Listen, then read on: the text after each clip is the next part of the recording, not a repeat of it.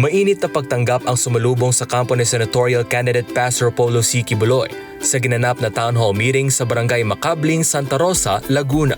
Ang nasabing pagtitipon ay dinaluhan ng daang-daang residente na sabik na mas makilala ang buting pastor at ang kanyang adhikain para sa bayan.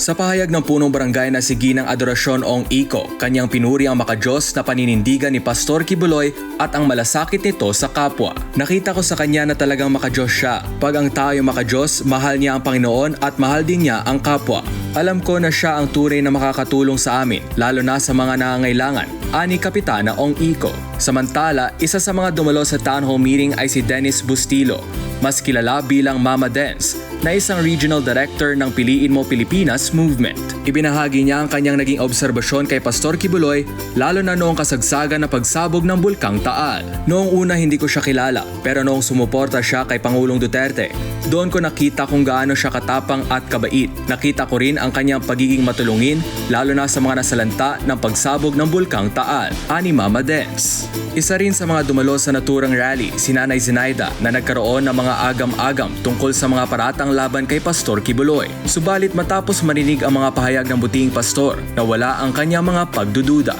Narinig ko na laban siya sa korupsyon, laban siya sa droga at sa lahat ng masasamang bagay. Kaibigan pa niya si Digong, kaya masasabi kong okay siya, pahayag ni Nanay Zenaida. Ang matagumpay na campaign rally sa Santa Rosa, Laguna ay patunay ng lumalakas na suporta ng taong bayan kay Pastor Polo C. Quiboloy at sa kanyang advokasya para sa Diyos at sa bayan.